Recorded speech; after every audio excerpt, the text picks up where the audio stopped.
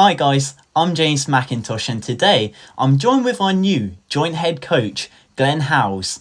Glenn has signed from Dorchester. Glenn, first of all, how does it feel to now be part of the Gosport family? I don't think it will truly sink in until you meet the players. We've had obviously some one-to-ones with the players, but it seems a bit unusual. I think we've been there a few weeks now and not meet the team as a group. But it feels good. The longer you're here, I think the more settled you feel as a coach and a manager. And there's still some really important people at the club to meet, so it would be nice to finally meet everybody. Well, Glenn, we were speaking a little bit about it yesterday, but you have already had a spell with Gosport, so I suppose you already know the club quite well. Yeah, it's changed quite significantly since I played there. You're probably talking 20 odd years ago now, which Yeah. seems a lifetime. But no, there's still some people. We attended Rory and Dan's dinner. Their testimonial dinner the other Friday, and it was really nice to see some friendly faces and people who were in around the club. Them years ago and are still with it. Well, you mentioned it well in that point, Glenn. I think when you were playing for Gosport, I wasn't even born at that point. So, yeah, if that doesn't make you feel a little bit old, yeah, absolutely mental You just stat. made me feel even older. Thanks, James. A great start to the Gosport life, I suppose. But, Glenn, like you said there, you know Dan and Rory pretty well there. One player I do want to speak about is your new joint head, coach as well, Danny Hollins. What was your relationship like before joining Gosport with him? Did you already know him quite well beforehand? I think Dutchy's had such a stellar playing career. Particularly with the local sides, Bournemouth and Portsmouth. If you're in football and you're unheard of someone of that calibre, you probably shouldn't be in the game. But from a personal note, no, I didn't know him too well.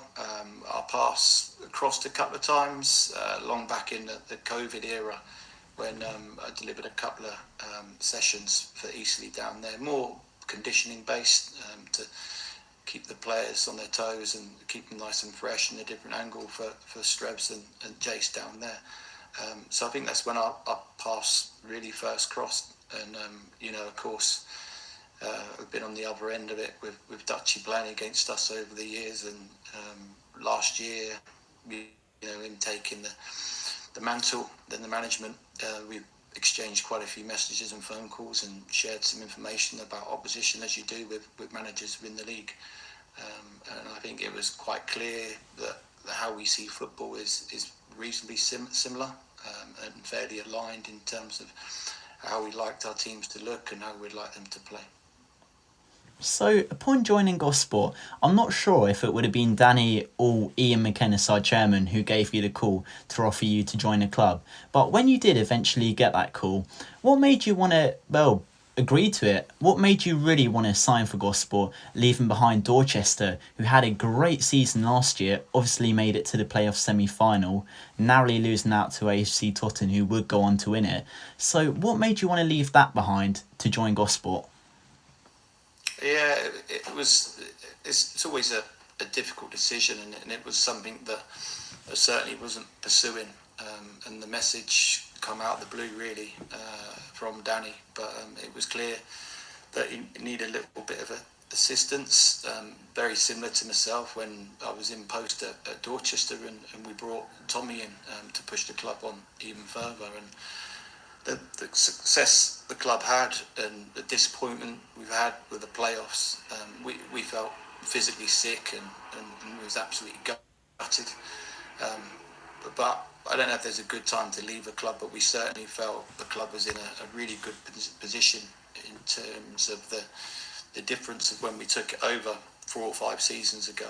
So I just felt I was ready for a new challenge, a different challenge.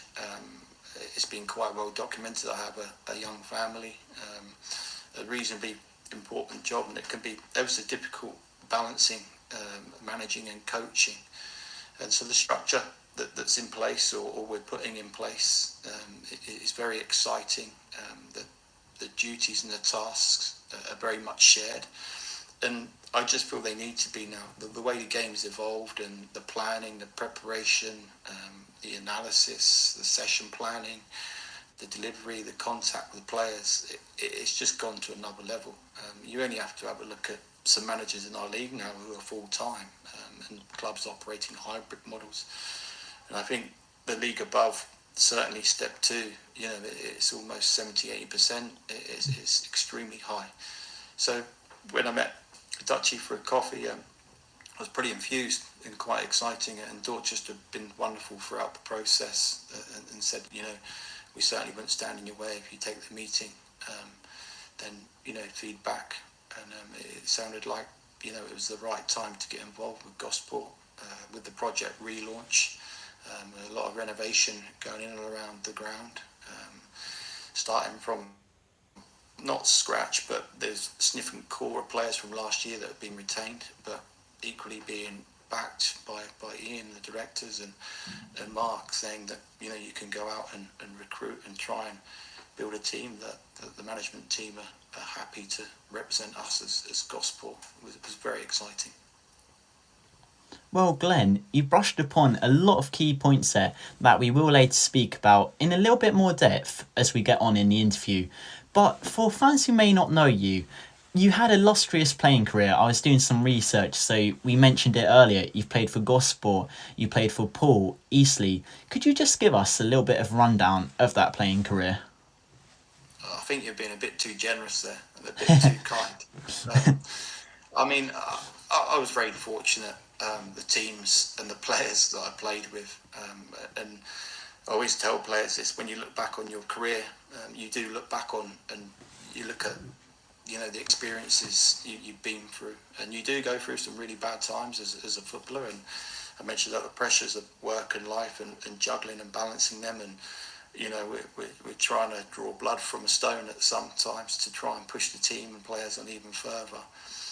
But it was, I feel very fortunate, as I said, that the teams I played for, the Dorchester, the Gosports, the Poole Towns, wherever we've been at, we've always competed or won leagues or competed in the playoffs. So, from that point, I said I feel very, very content of what I did, and I was quite a wholehearted player, tried to maximise what I had. Didn't have the ability of some players, but you give absolutely everything. Exactly. And I think from your time in non-league in particular, you probably learnt a lot about it when you were playing without even knowing. But the bit I do want to brush on heavily is a lot of managers who I have spoke to in this level of football, they all say contacts are probably one of the most important thing when it comes to coaching. So how you go about recruitment, and then other managers speaking with each other, looking at players. So you sort of have to have a great circle if you are to get in coaching in non-league. Do you feel like you have really built upon a really good network now upon playing and managing in this level for quite a long spell now? Yeah, I think if you look at my record as a player, the majority was at step 2 and step 3, and equally the coaching, the managing, is the majority of it has been at step 3 level. So I like to think that I know this league inside out. Even the players we have at Gosport, the ones who I haven't coached, the likes of Was, Morrison, Fernandez, these types of players have played against us, and again been a bit of thorn with when they're playing for the Hayes and Yedding sides and the Beaconsfields and Swindons last year. So I feel like we've done our due diligence in signing the players, the managers, and the relationships, and the feedback you receive is really important. And of course, now we have the access to VO to watch the games back and and have a look at little things. And we don't quite have the ability to draw on Y Scout, which goes to another level, which is a level above, but that might be with us soon at step 3, and hopefully it will be. But of course, your contacts are extremely important, particularly during the season, I think, because you come across injuries and suspensions, and even Dutchy's contacts within the professional ranks and gaining some youth loans, it can be absolutely pivotal in supporting the team. Also, you mentioned heavily upon experience there within that point about how since you've been playing, since you've been coaching, you've built up this wealth of experience. How important do you think that is in terms of developing Dutchy as a coach? Yeah, I quite like the fact you allude to me as being experienced now rather than old. So that's a bit of progress. Well, Dutchy, he's got all the experience in the world. I think 400 league games or whatever he's played. You don't play that number of games if you haven't got anything about you as a character and as a person, let alone the ability you have as a player. And then from the coaching point of view, I think you have to do your hours, you have to get out on the grass, and you have to sort of make mistakes. It just goes part and parcel of the job, and even now you never get it completely right. But if I can support Dutchy and help sort of assist where we think we might make some mistakes, and equally, I'm sure Dutchy's going to support myself as well when I might quite make some mistakes along the line. So, I've probably been through it more than Dutchy has from the sidelines and managing groups of players within the teams and training and setting up the coaching side of it, which is a challenge in itself. So, yeah, hopefully we can support each other, and I'm sure we will. Going back to your playing career, when doing my research on you, when you were playing for Paul Town, there was one moment that really did stick out, as you did suffer a really serious injury against Merthyr. I mean, I was Yeah. watching the video back, it looked like a horror challenge. But I spoke to, once again, quite a few young managers, so I'm sure you know Joe Lee quite well, Pat Srirachi, ex-Gosport managers. But I think it was Joe in particular, that was really the start of him getting into coaching that serious injury. For you, when you did sustain that injury, I would imagine that forced you out on the sidelines for quite a long time. But when you did suffer that, would you say, looking back, that was really the start of your coaching career? See, there's me thinking you was going to bring up the playoff final for Paul Town against Gosport, which we lost 1-0. Oh, that's the next bit I'm going to get onto, yeah. Yeah, so I should have kept quiet there. I think, again, fortunate or unfortunate, but I was in my late 20s, so I see myself as being fortunate, having playing non-league football for 10, 15 years, rather than looking on the other side and thinking my career got cut short. It's not like that at all. Again, the relationships that I built up around these clubs, the messages, and was just phenomenal. It really was, and that's non-league football for you. Even after the injury, several years, in terms of Paul Town and Chris Reeves and Tommy Killick and James Wood, all these people, it was just long list of people. And they've got a huge amount of time, a huge amount of affinity for their players, and hopefully that's what I'll represent as the manager and the coach myself. But it gives you another opportunity to stay in football, and I think generally that's why we get involved in coaching and managing, because we're not quite ready to leave the game. We want to give something back, and we love it so much. And I take just as much pleasure out of coaching and managing than playing, and probably more so to a certain degree, particularly when things are going well.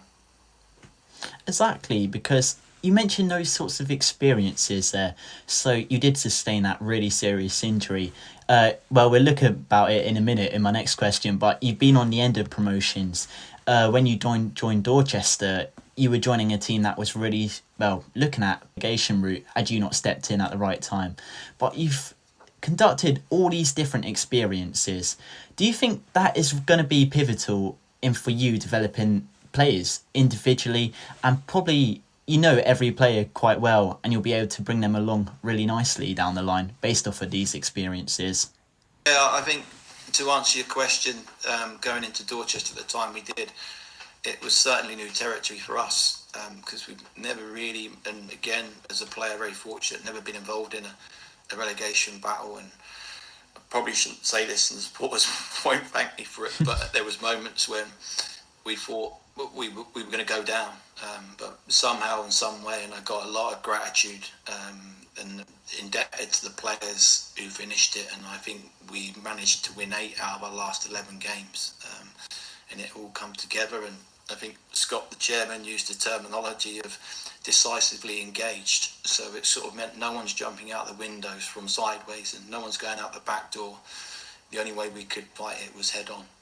And I'm just so pleased, and when you get that sense of relief that you're going to be in the same league the following season, it's just a massive sense of relief, as I said, and gave us an opportunity to build something in the summer. You mentioned about having that huge success with Dorchester.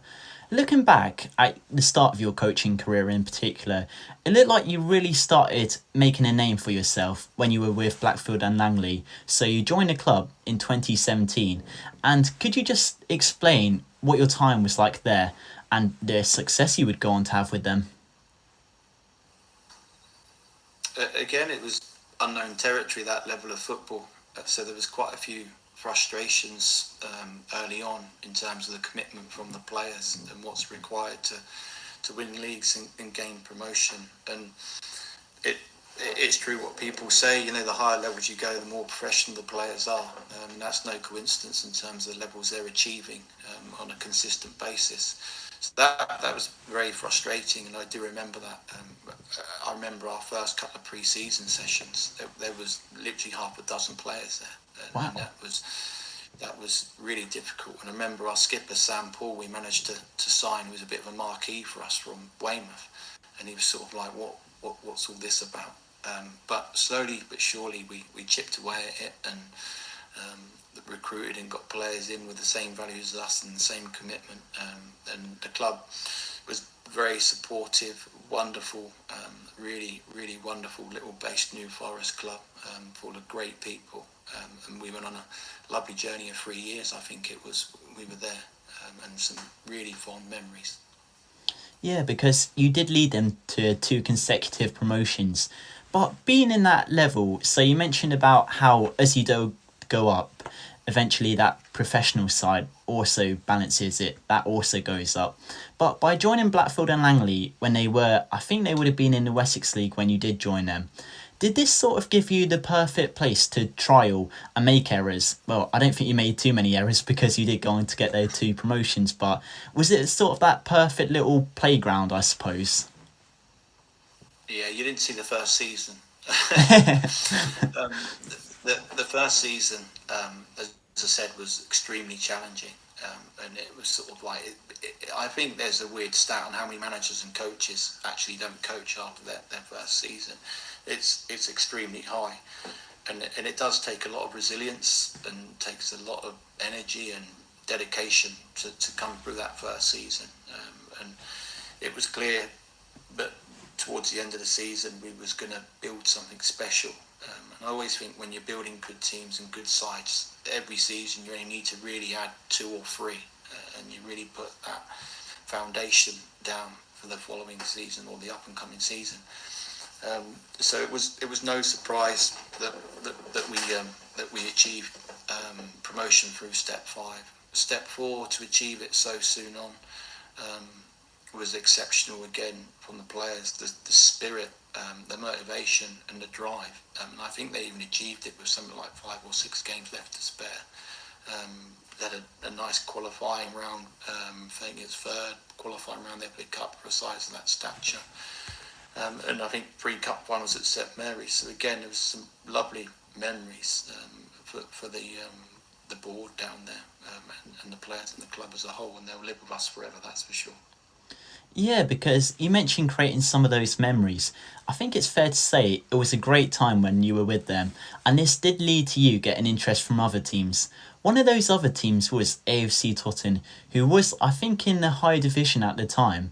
But it was interesting reading your signing notes when you did sign for the Stags. So you said you could see a real vision there. You could see this real growth of the club on and off the field. And I thought that was really interesting because obviously the Stags, they would go on to have great success. Looking back, you were probably really at the start of all of that. With that vision you saw with AFC Totton, can you sort of see that vision now with Gosport on and off the pitch? Yeah, I mean, I don't think you can compare the 2 clubs. I think the models are extremely different, but in going into AFC Tottenham, it was clear the ambition of the club, and it's no surprising whatsoever the success they're achieving and they're having. At Gosport, I think, not necessarily in infancy, but the plan, the structure it is completely different. The model it is very different in speaking to Ian, the directors, and Dutchie and Mark. We'll go about our strategy slightly different, but I never think two clubs are the same. You all have your way of doing things, so we're all different people. The club, the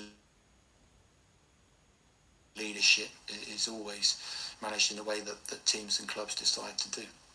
You mentioned about the visions there of different teams, so Gosport, AFC Tottenham there. One point I did want to brush upon is Dorchester. So, like I alluded to, when you joined the club, Dorchester were in that relegation battle. You would eventually turn them into that playoff chasing side. When Tommy Killick joined in, a lot of people online, I think even the club directors at the time, they all said you were a very unselfish coach. Would you say you're a coach that will always put the club first in a lot of senses? Yeah, I think whenever you're managing a football club, you're always looking ways to improve and better the team. And Tommy became available through the circumstances that pulled down. And I've known Tom, I think I was 18, 19 when we were playing at Basingstoke together, and then Salisbury, and then obviously Paul Town. So I've known each other for years, knew our values and our thoughts surrounding football were very similar. I think Tommy would admit himself, his weaknesses are probably my strengths, and equally my weaknesses are Tom's strengths. So we felt it would work, and I think initially there wasn't a huge upturn in results, but there certainly was an upturn in performances slowly but surely. And I think by the end of the season, I think we only missed the playoffs last year by 2 wins. So I think, and then obviously this year, however you define it, success or disappointment, it was sort of the correct decision.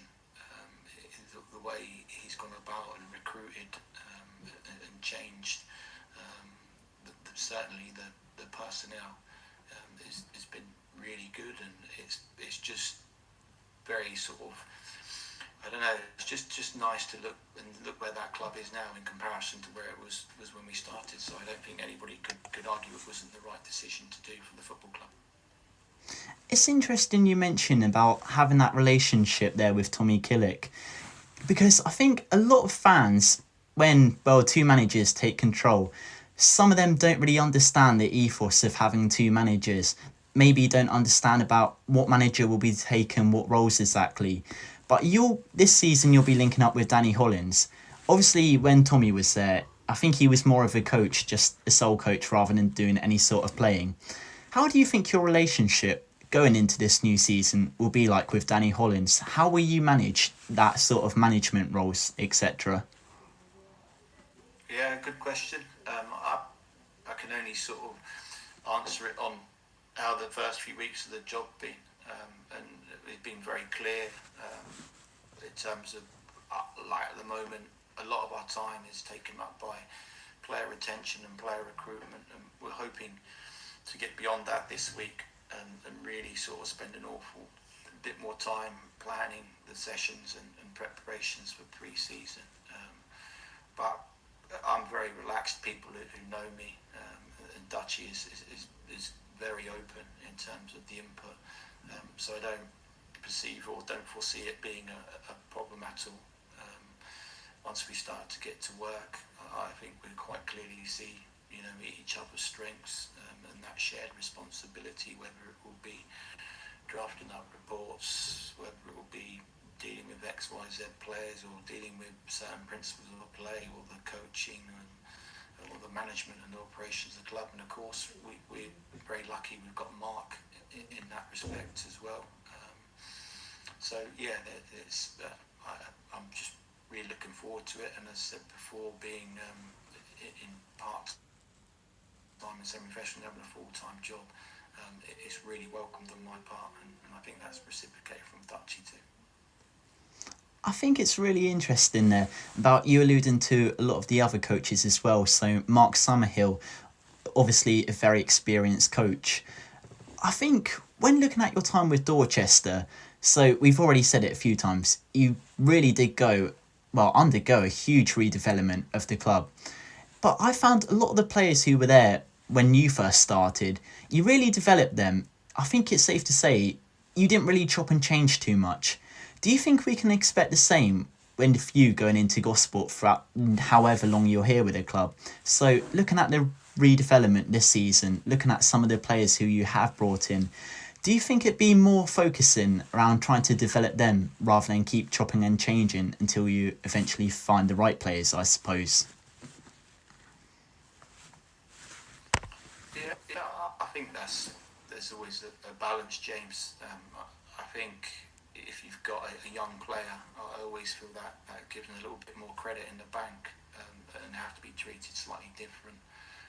But equally, if the young player is going to be a success, whether it's step 3 or higher, they have to learn to deal with the pressures and the strains that come with winning football matches. And ultimately, we want the club to be a success. Everybody does. So if the remit was to just produce young and developed players, that's fine. But that's not been certainly clear to myself that the remit is for us to have a good and successful team. And I think they go in tandem. You know, if you produce a good young player and you work with them, you coach them, and you can mould them into how you want them to play and embed your principles and style, then it's a win-win because they're going to produce better performances for the team. And equally, the more experienced players of our team and the spine of it, there's many players in our team that have won leagues themselves at this level and level above. So they know what's expected of them.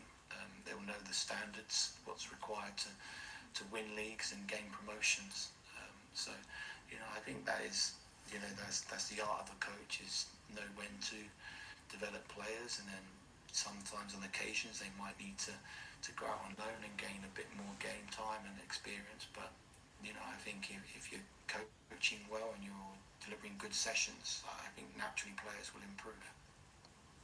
Exactly, because you mentioned heavily there about improving young players, etc. So I want to heavily brush upon like I said, some of the signings that are coming into the club, because I found it really interesting.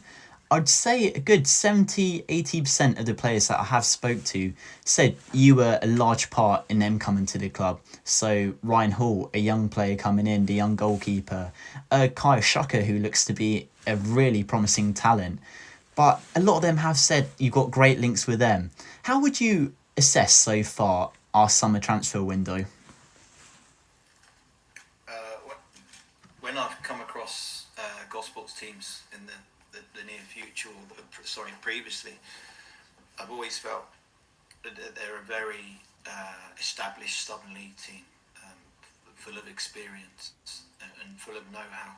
And I felt, sitting down with Dutchy, the average age needs to come down a little bit, and I felt we need to be a bit more dynamic in our play.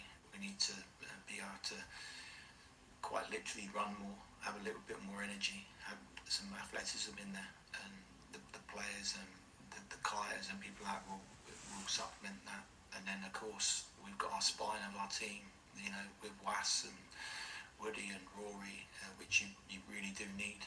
I think at the moment our average age is 27, so that's the 14 players that have been signed. So for me, that tells its own story, and I think when you get successful teams, the blend is generally in and around that. I've been in teams when we have struggled a little bit. Through periods of times at Dorchester, I think our average age was 21.3, which was too young, and we paid the price for that on some games, just through lack of inexperience and know-how.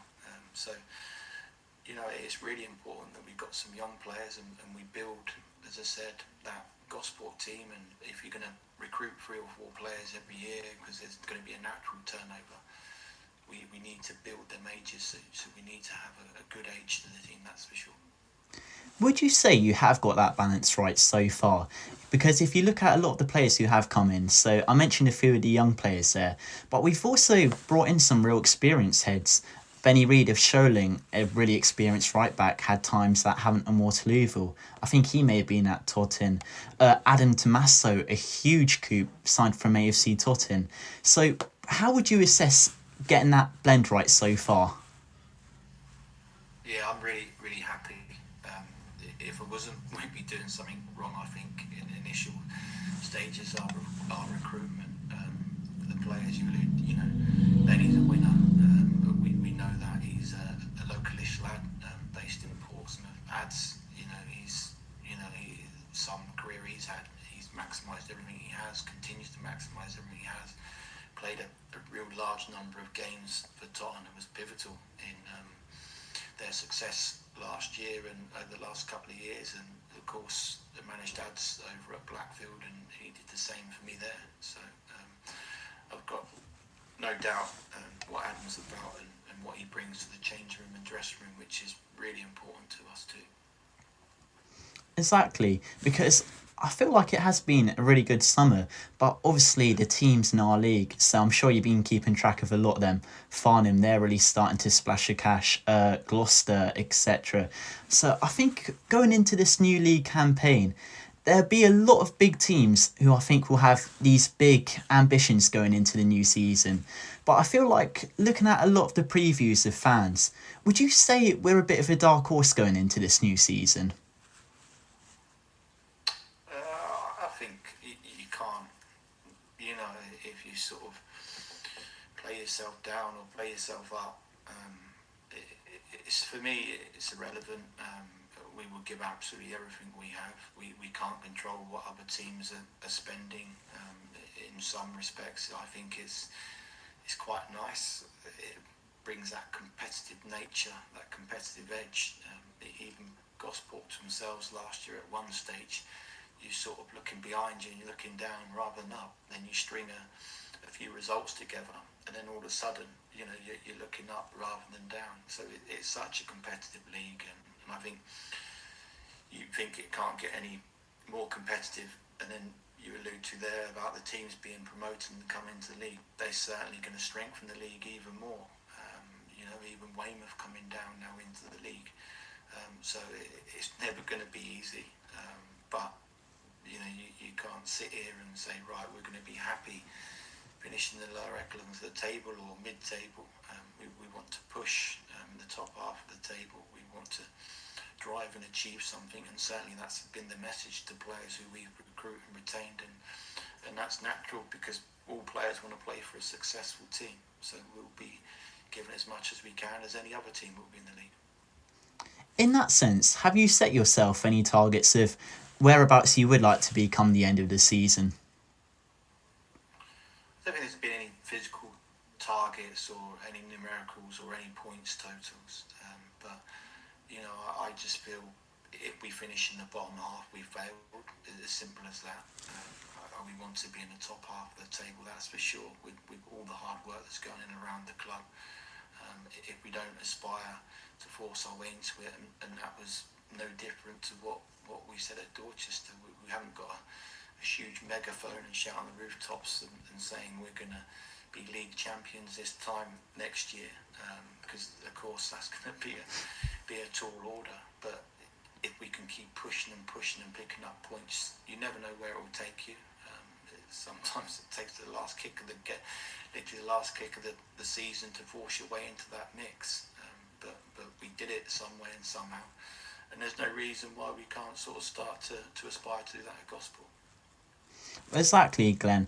And I think I speak on behalf of every Gosport fan when I say we're all absolutely buzzing to get behind the boys for the new season, that being yourself as well. And Glenn, to be fair, I suppose it all gets underway really in a few weeks' time when we do start our pre-season. I'm pretty sure our first game is against Horndean. But going into this pre-season, I know for a lot of teams it's about just getting fitness. But with you coming in, our new management, a lot of new players coming in, do you see this as a real good time once again to have a little bit of trial and error, see what positions suit what players. I'm sure we'll no doubt have a few trialists coming who you want to have a look at. But how important do you think pre-season will be this year in particular? Yeah, I when you was a player, back in the day, if you had a good pre-season, generally you felt physically good, you felt mentally sharp, and that just built confidence within your own system to go and have a good season. So there's so much to gain from pre-season now. I understand players look after themselves, but there's a huge amount of tactical work to be done, and we can increase the load of the players within our sessions. So I still believe there is a time and place for getting your load up and getting some good condition and distances in their legs.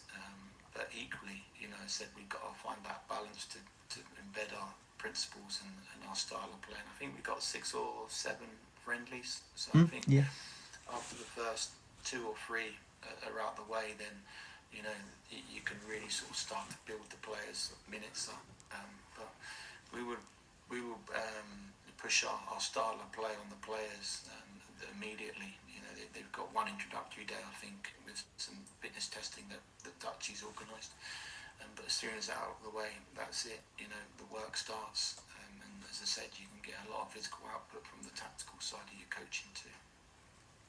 Exactly, and I think for any fans who definitely wanted to see all this new exciting football, I think it is a real exciting time to be supporting the Borough at the moment.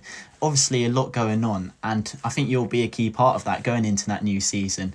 But Glenn, just to finish on, I always really enjoy asking the new coaches this, or old coaches or whoever really, even the players sometimes.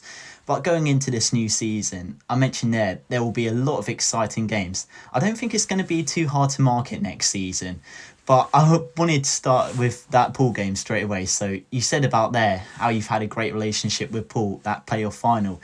I'm guessing that will be a game that really steps out for you. But are there any other games that really do stand out for you?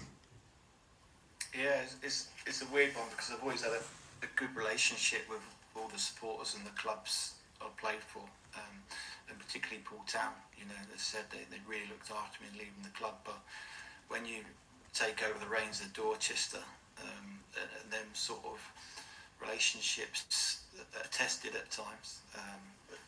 It's just because it's natural, your local derby, your rivalry, and I like to think, we gave as good as we got last year from Dorchester, and we played in some smashing fixtures, certainly at home against Poole.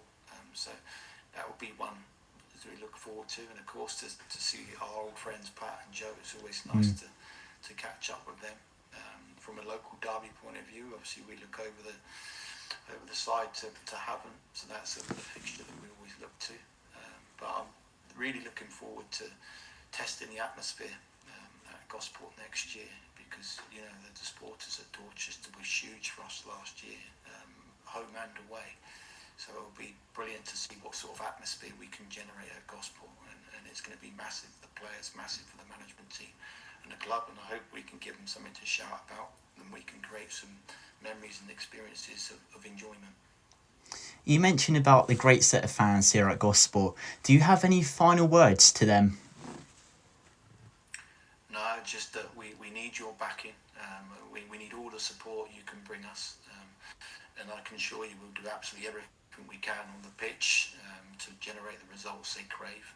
And sometimes that's not possible, but we certainly will give everything from our performances. And we all want our teams playing a nice, exciting style of brand of football. But equally, I'd love to see a bit of personality and character in around the club on the pitch, and that will help them relationships and have a nice, cohesive manner towards the season. So we really look forward to it, and there's several developments in around the pitch and the ground. It's a fantastic time to be getting behind the club and supporting the club and starting this season. Well, Glenn, we're all absolutely buzzing. But finally, just to initiate yourself as part of the Gosport family, can we get 3 final words? Up the Borough. Up the Borough. And final words from me, up the Borough.